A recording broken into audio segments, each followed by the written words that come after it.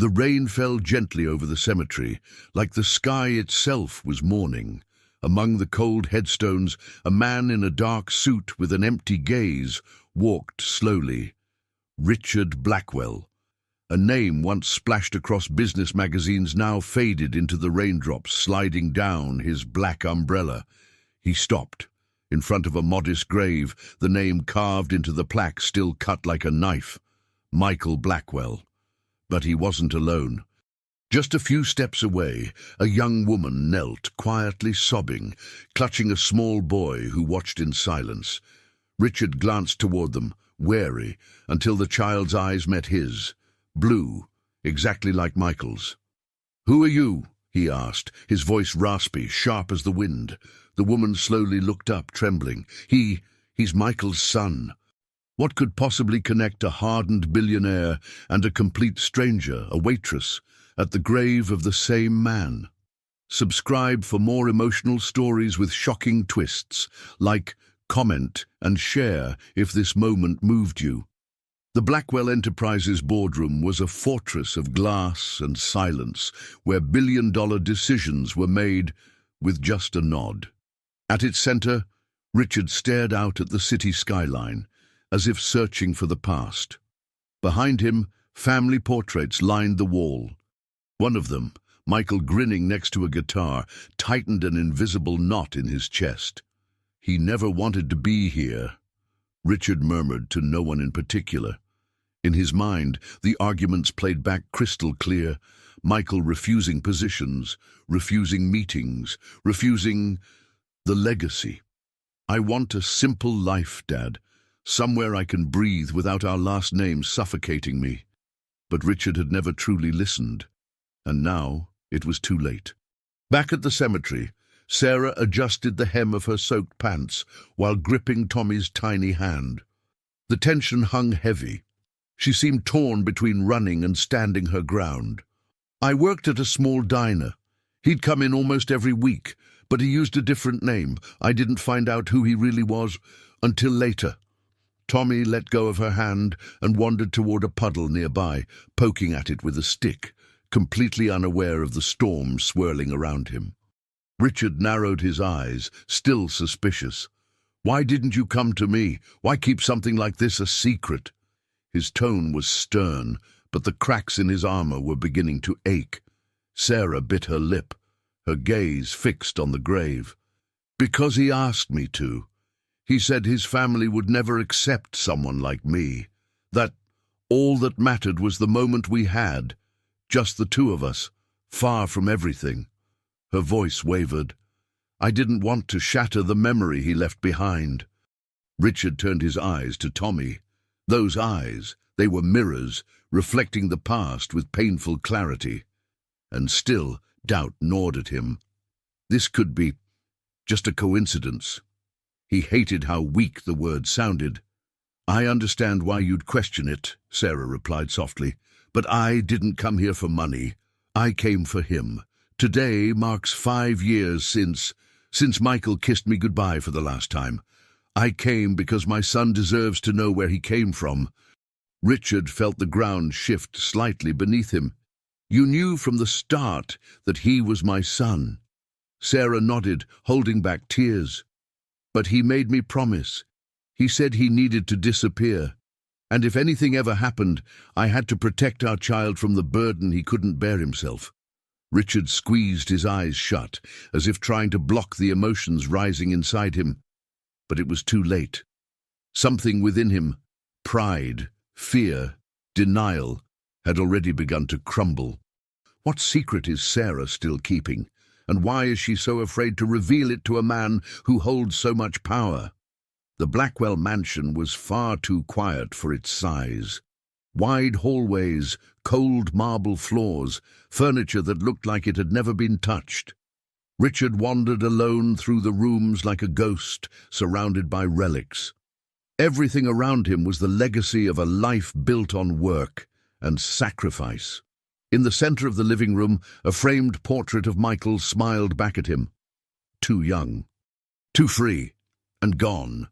In his private study, books were arranged by color, leadership awards lined the shelves, and million-dollar contracts hung in frames. But tucked away was a locked box Richard rarely opened. Inside were old letters from Michael, childhood drawings, and a wooden toy figure carved during some forgotten summer.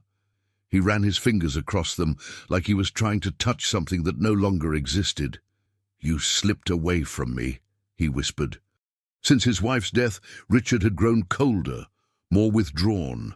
Their marriage had been more of an arrangement than a love story, and Michael's upbringing had been left to nannies and elite schools. Richard believed he was giving his son the best, but now he was starting to question everything. What's the point of building an empire if you lose what you love along the way? Margaret, his mother, was the only constant presence in the mansion.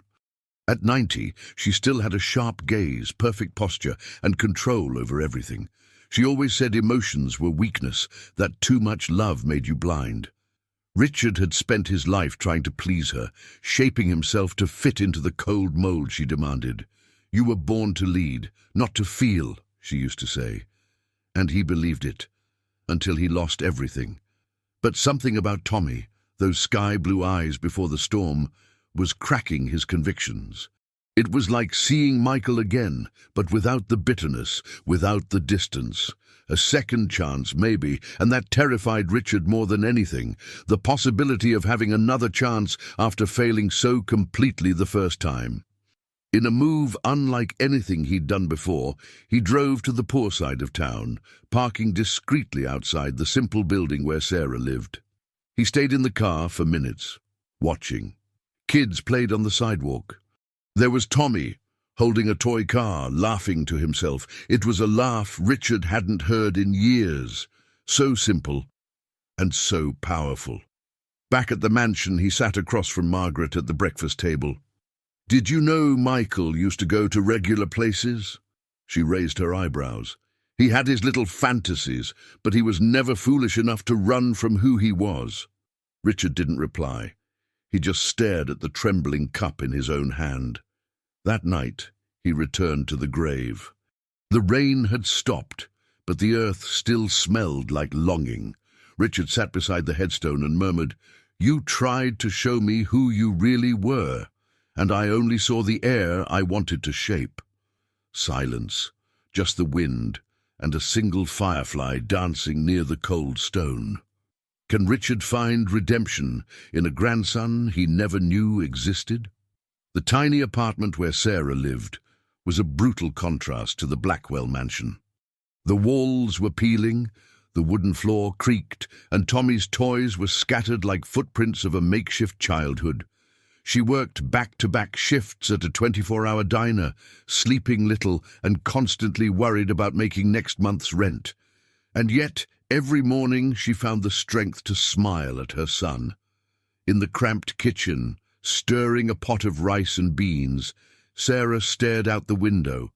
She thought about Michael, about how he used to sit at the counter, always ordering the same thing, pancakes with honey, and laugh at the cook's jokes.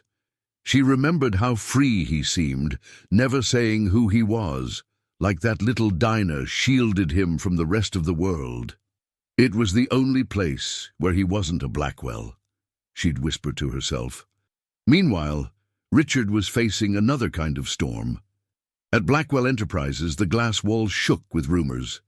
Impatient shareholders pushed for bolder moves, for cuts, for results. The empire he'd built with an iron grip was beginning to crack. An anonymous report hinted at possible internal fraud. Trust was eroding, and Richard could feel it. "They smell weakness," he told one of the directors, and maybe they were right. Driven by doubt, Richard hired a private investigator. Within days, he had photos in hand, Sarah and Michael together at that modest restaurant, laughing under the soft glow of a red neon sign. He stared at each image like it was a blade. "So this is what he hid from me," he muttered, gripping the pictures tight. The son he thought fate had stolen from him, he had lost to a life he never even tried to understand. Sarah, on the other hand, began to feel she was being watched. a woman at the bus stop who lingered too long. A black car with tinted windows parked in the same spot every day. She knew the kind of surveillance money could buy. It made her tense, but she kept going. She had to. Tommy needed her to stay strong. One rainy morning, on the way to school, she spotted Richard across the street. He was just standing there, silently watching. She stopped and stared back. "You here to threaten me now?" she asked, her tone sharp. Richard hesitated. "I just came to see him.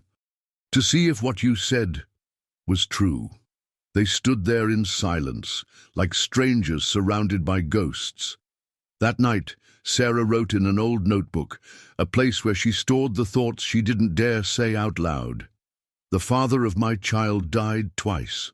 Once, when he ran away from his life, and again, when no one could bring him back."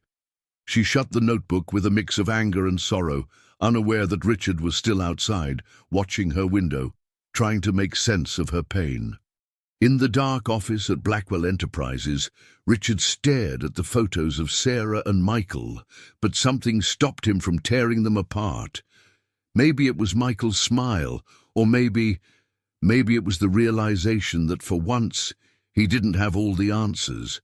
How will Richard balance his search for the truth with the storms threatening to bring down his empire? The envelope was worn, yellowed around the edges. Sarah kept it hidden inside a stained recipe book, tucked between pages marked with flour and grease. It was the last thing Michael had ever left her. A letter, the only written proof of everything they had lived, and everything he had chosen to keep from the world. But showing it to Richard was like opening the door to chaos. That afternoon, Sarah was making dinner, while Tommy sat at the kitchen table drawing. He was sketching a scene, a man, a woman, and a boy holding a red ball. "This is my daddy, and this is the grandpa who's mad," he said innocently. Sarah swallowed hard, wiping her hands on a towel, trying to hide the tremble. Richard's presence had started to slip into Tommy's world, even though she had tried to keep him out of it. Meanwhile, Richard was going through old documents in his home office. He found one of Michael's notebooks with only a single recurring note. "Mike, Wednesday, 8 p.m. Nothing else. It felt like a code, a secret ritual. Determined to understand, he returned to the diner Sarah had mentioned. An elderly waiter recognized him. "Mike! Oh, sure, I remember him. That guy loved jazz and pancakes." Then he just vanished. Later that evening, acting on an impulse he couldn't explain, Richard knocked on Sarah's door. She opened it, looking surprised and exhausted. "What now? Here to accuse me again?" But Richard didn't respond right away. He simply looked past her to Tommy, standing in the hallway with a toy car in his hand. "I just want to understand." Reluctantly, Sarah let him in. The tension in the room was razor-sharp. Seated at the kitchen table, he asked, "Did you love my son?" She answered without hesitation. "With everything I had, and he loved me too, but he was always at war with the name he carried." She walked to the shelf and retrieved the envelope. "He left me this. I never meant to show it, because I know what it could do." Richard reached out, impatient. "I need to read it." Sarah hesitated. "Are you sure you're ready to see what your son really felt? Because maybe he never felt like he belonged to you." The words hit like a hammer to Richard's pride. Still, he nodded. She handed him the envelope with trembling hands. "But don't read it here. Read it when you're alone, because it's going to hurt." Richard held the envelope like it might explode. In the car, the weight of the paper seemed to grow heavier by the minute. He parked on a quiet street, took a deep breath, and finally opened it. The handwriting was Michael's, clear, alive. "Dad, I know faking my death was cruel, but it was the only way I knew how to truly live. For the first time, I was just me, and it was there, in that little diner, with her, that I found peace. At the end of the letter, one final line crushed him.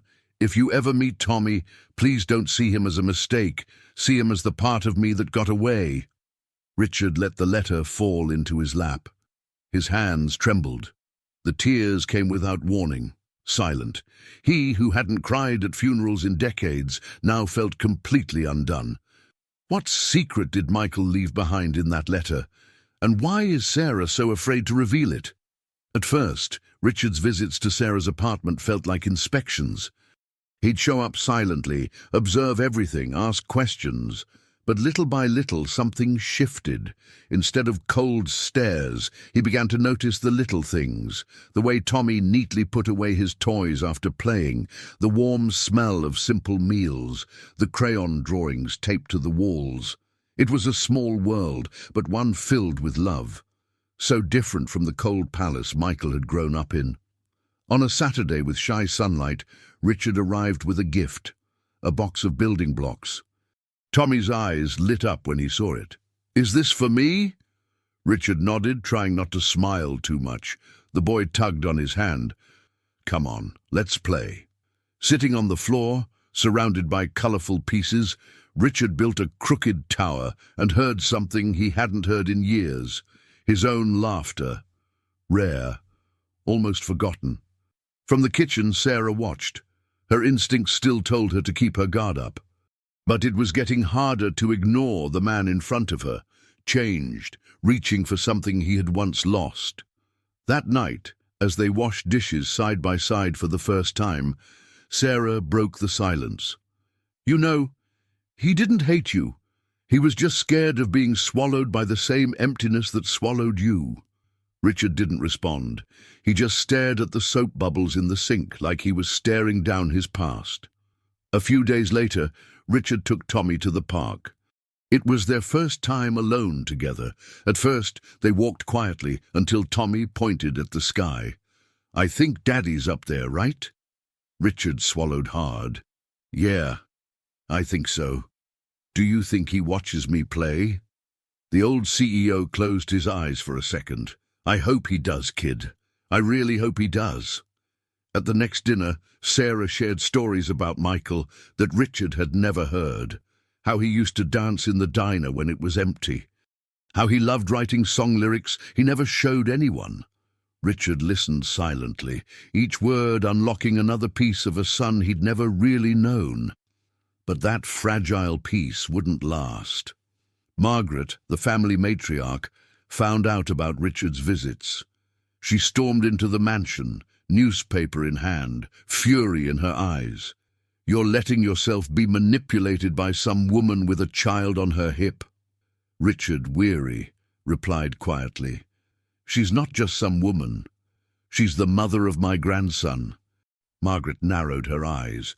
"You're throwing away everything we built."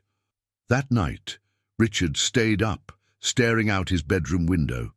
He remembered Michael's childhood, the times his son tried to show him a drawing, a song, a poem, and how he always said, "Later, son." But later never came, until there was no more time. The next day, he knocked on Sarah's door with a bag of books. "They were Michael's. I thought Tommy should have them." Sarah took the books like she was holding treasure. Richard knelt to Tommy's height. "Tommy, want to learn how to play chess?" The boy beamed. "If it's with you, I do." Will Richard give in to Margaret's pressure, or fight for the grandson who connects him to Michael? Sarah knew she couldn't keep stalling. The weight of the letter felt like an anchor on her chest, not just because of what it revealed, but because of what it could destroy. On a grey morning, she called Richard to her apartment. "You need to know everything, but promise me you'll listen till the end." He nodded solemnly, sitting in the living room chair like a man waiting on a verdict. She handed him a faded, carefully unfolded page. Richard read in silence. The handwriting was unmistakable. Michael's. But the words, "Dad, if you're reading this, it means Sarah broke her promise, but I get it. Faking my death was the only way I could escape. To breathe." Richard paused. His heartbeat was uneven. "I was going to come back. But I had an accident that same night, and everything was lost. The words spun in his mind like sirens. Michael had been alive. He lived for months after the funeral, and Sarah knew. He stared at her, the letter trembling in his hands. You knew. You knew my son was alive, and you didn't tell me. His voice was quiet, but razor sharp. Sarah, already in tears, nodded. He begged me not to. Said if you found out, you'd force him to come back. And he couldn't take it anymore. Richard stood up, lost, unsure where to look. The world spun around him like an uncontrollable storm.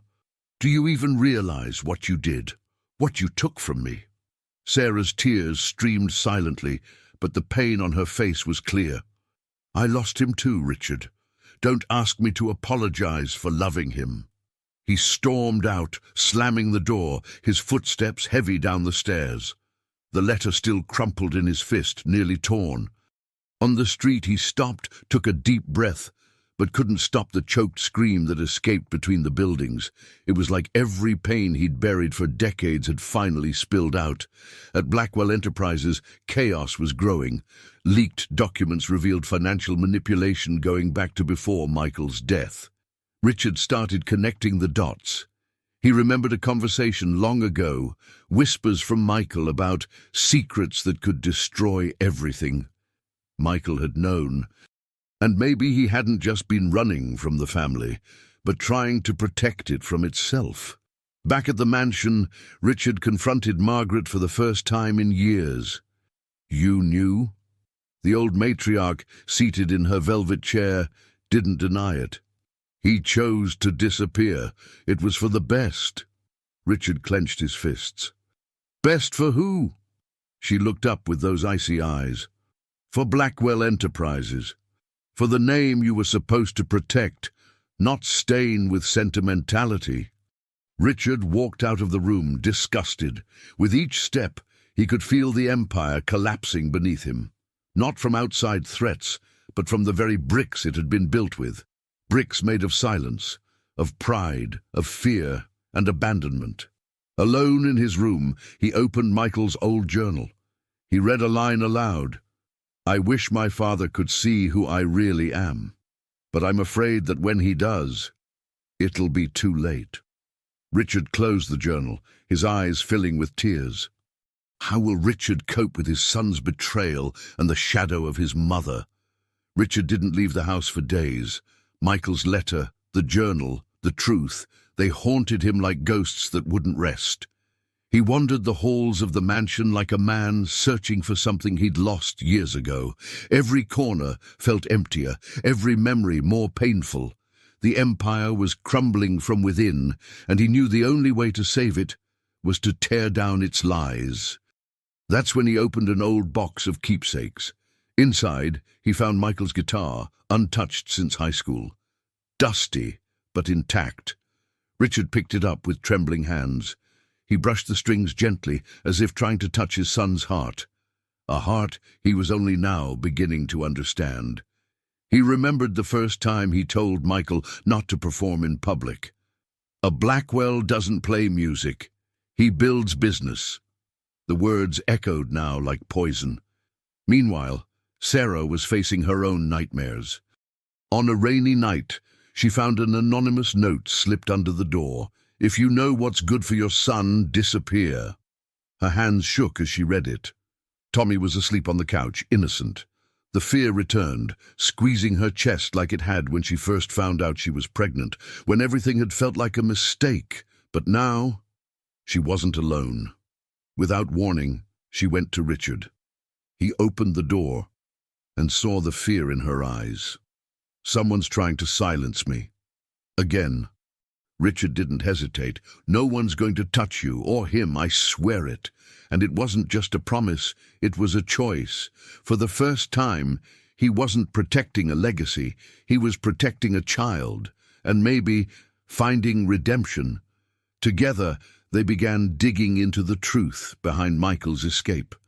Richard combed through bank records, deleted files, old letters. They uncovered receipts from a discreet motel on the outskirts of town, under the name Mike Anderson. Sarah recognized it instantly. That's where he wrote the letter. They went there. The room still existed. The owner, a slow-speaking older man, remembered clearly. He came often, always alone, sad, but he paid on time. Then one day, he just never came back. Inside the room, they found remnants of a life left behind, pages of song lyrics, a broken keychain, and a letter addressed to someone named T. Richard held the note tightly. "Tommy," he murmured. He was already thinking about him, even before he knew. From that day forward, Richard took action. He called in lawyers, locked down suspicious access to the company, and began preparing to formally adopt Tommy. If anything happens to me, he'll have everything he deserves. It was a battle against time, against the system, and against his own mother, Margaret. Meanwhile, Sarah enrolled in night classes. It was an old dream, finishing school, giving her son a better future. Richard watched Tommy during those evenings, and slowly a bond grew. They laughed, built castles, read old books together. In every moment, Michael seemed to live again, but in a new, freer way. One of those nights, Sarah came home to find the two of them asleep on the couch, curled up under an old blanket. She smiled through tears. Quietly, she took a photo on her phone. For the first time in a long time, she didn't feel like she was fighting alone anymore. What secrets is Margaret still hiding, and how far will she go to protect the Empire? The night was stifling when Richard pulled up in front of Margaret's mansion. The windows glowed like watchful eyes. He climbed the steps with heavy footsteps, Michael's journal in hand, the truth burning like a live ember. Margaret was waiting, seated in white silk, a full glass of wine untouched on the table. She didn't say a word as he entered, but her eyes said it all. She knew. "You let my son die alone," he said bluntly. Margaret raised an eyebrow, calm as ever. "He chose to run, Richard, and he paid the price." Her voice was cold as stone. "I saved you. I saved the Empire." Richard threw the journal on the table. He was going to expose you, tell everything. Margaret stared at the journal like it was something filthy. "And what would that change now? He's dead, and you still have a company to hold together." But Richard wasn't the same man anymore. "I'm done holding together lies, or clinging to legacies built on silence and fear." She rose slowly, her face lined with age but unshaken. "You're going to destroy everything for a waitress and a bastard." The words slapped the air. Richard stepped closer, their faces inches apart. "He has a name, and he has Michael's eyes." Margaret didn't flinch. "You've gone soft, sentimental. That will sink us." He answered in an icy whisper, then let it sink. "Because this isn't a family anymore. It's a mausoleum." Later that night, Richard returned home and rifled through an old safe. Inside were original contracts, shareholder letters, and hidden at the bottom a flash drive. He plugged it in, a recording. Michael's voice, clear and alive. "If you're hearing this, Dad, it means you finally found some courage. I uncovered things that will break you, but maybe they'll free you too. What you do with that is up to you. I just wanted to live in peace." With the recording and the journal, Richard called an emergency meeting at Blackwell Enterprises. The room was packed, executives, board members, investors. Margaret sat at the front like a queen on trial. Richard stood. "Over the past few years, this company grew on omissions. My son, Michael Blackwell, discovered that. He tried to warn us, he tried to run, and he was silenced." The journal entries were projected on screen. Letters, evidence, his voice. The room went dead silent. Until Margaret burst out, "You're destroying everything I spent a lifetime building." Richard didn't flinch. "You destroyed what actually mattered. I'm just opening the window to see what's left after the smoke clears." That night, Margaret was removed from the board.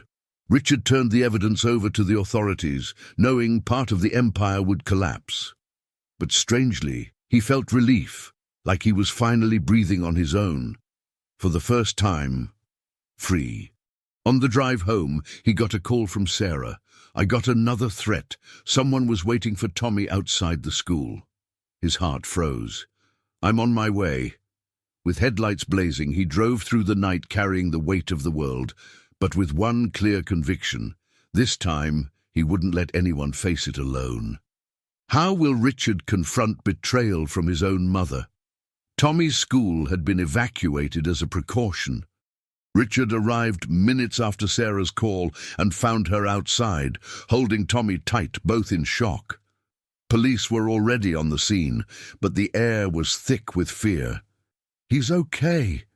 Just shaken," Sarah said, her voice cracking. Richard knelt in front of the boy. "No one's going to scare you anymore, all right? I promise." In the days that followed, security was ramped up. Richard hired a private team to protect Sarah and Tommy. He also fast-tracked the adoption process, telling his lawyers, "I want his last name to be Blackwell, not for tradition, for justice." For the first time, Richard was using his name for something more than business, and it was changing him from the inside out. Meanwhile, Blackwell Enterprises plunged into a full-blown crisis. Investigations were launched. Headlines exploded. "CEO turns in own mother over billion-dollar corruption scandal." Margaret lashed out.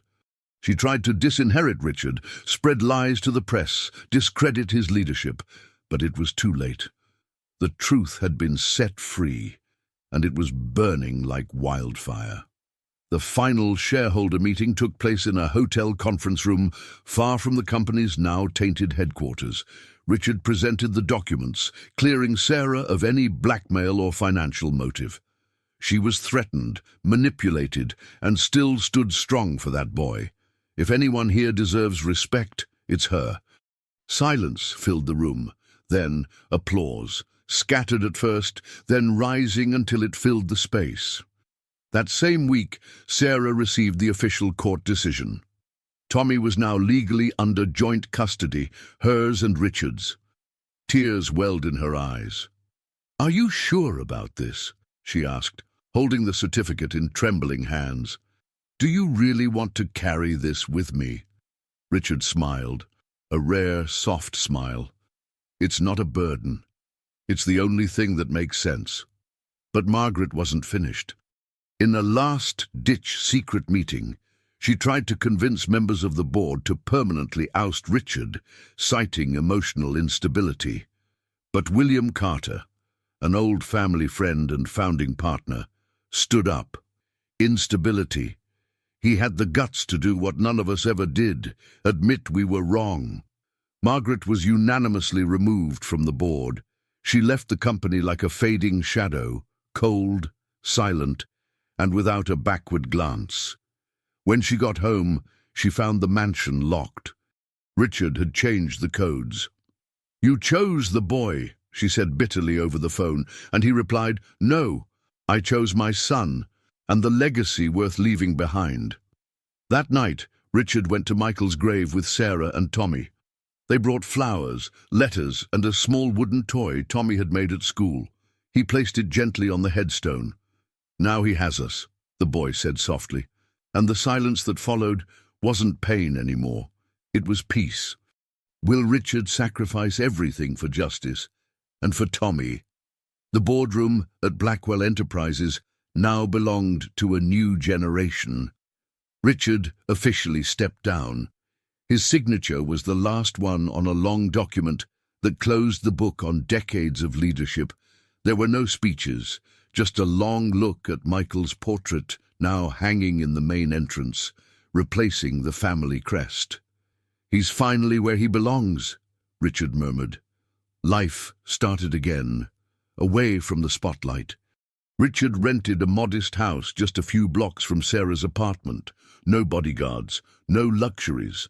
For the first time in decades, he made his own grocery lists, learned to cook rice without burning it, and walked Tommy to school. "Are you picking me up today too, Grandpa?" "If I don't get lost on the way, yeah." Sarah, meanwhile, was blooming. She enrolled in a business course, dreaming of opening her own restaurant. "Mike's Place," she said. "In honor of the man who taught me to look beyond appearances." Richard helped where he could, but never took control. He knew part of healing meant letting her build something herself. Tommy was reading better every day. He asked questions that pulled both laughter and deep silence from those around him. "Grandpa, did you ever cry when you were little?" "They never let me. And now, sometimes I do." The two spent afternoons drawing, solving puzzles, collecting moments Michael never got to live, but somehow had left behind as clues to a new path. One sunny Sunday, they went to the park. Richard and Tommy flew a red kite that danced high in the sky. Sarah sat nearby on the grass, a book open in her lap. It was a simple scene, but something about it went deep. It was freedom, the kind Michael had always chased, and that, at last, had found roots in the next generation. At home, Richard began to write. Not memos or reports, letters. The first was to Michael. "Son, I failed to see you, to hear you. But your silence still screams inside me, and I'm trying to answer with action. I hope you're watching what we've grown in your name." The second letter remained unfinished, meant for Tommy when he was older. The walls of the new house slowly came to life, covered in Tommy's drawings, photos of Sarah smiling, a calendar marked in red with ordinary dates.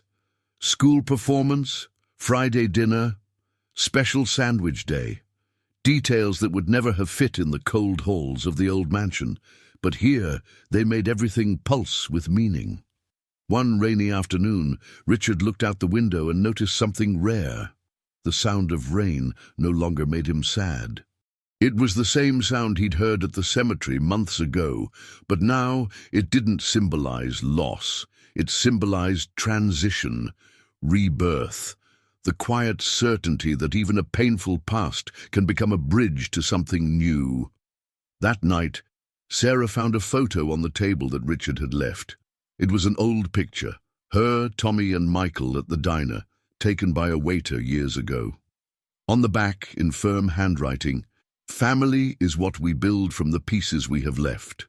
And how will Richard rebuild his life after losing everything, except what truly matters?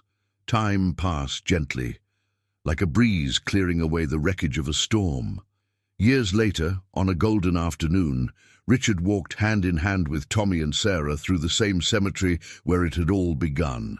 The sky, once grey and heavy, was now pale blue, with soft clouds drifting slowly overhead. They stopped at Michael's grave.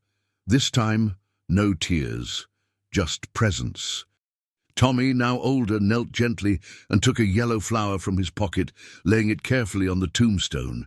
Then he whispered something that made Sarah catch her breath. "Thank you, Daddy. I'm okay. And Grandpa's taking care of me." Richard looked at the boy and felt something unfamiliar swell in his chest. Not guilt, not grief, but pride, and a kind of peace he never thought he'd know. It was there, at that same grave where he'd first faced the truth, that Richard finally understood. His redemption didn't live in boardrooms or business deals. It lived in the eyes of a child who gave him a second chance to be a man, a father, a grandfather, and finally, free. The following month, Sarah opened her restaurant. A simple storefront with a red awning and a modest sign, Mike's Place. The space was warm, full of laughter and comforting smells. Photos of special moments lined the walls. Richard was customer number one. He always sat at the same table, helped wash glasses, read stories to kids in the little reading nook. One day, while organizing an old drawer, Sarah found an envelope addressed to her. It was from Michael, dated just days before his accident. "If something happens, know that I trusted you. And if our son grows up, I hope he has his mother's eyes, because mine sometimes saw too much and felt too little." She cried in silence, then smiled, Later, Richard discovered something else, tucked inside documents Michael had hidden. A secret trust fund set aside for Tommy. Quiet investments, far from Margaret's reach, enough to cover school, dreams, and so much more. It was as if Michael had prepared everything, even if life didn't give him the time to finish. As summer drew to a close, the camera pulls back. Sarah is serving tables with Grace. Tommy's in the kitchen, apron messy with sauce. And Richard sits on the porch, telling a childhood story that's probably half true, half made up, and everyone is laughing. Above the restaurant door, a new sign hangs. Small letters, barely visible, but they say everything. Family is where the heart finds rest. Share this story with someone who needs hope. Tell us in the comments where you heard this story. We'd love to know. Subscribe for more emotional stories with powerful twists. Turn on notifications so you don't miss the next video. In the next video, you'll meet someone forced to choose between forgiveness or disappearing forever. Don't miss it.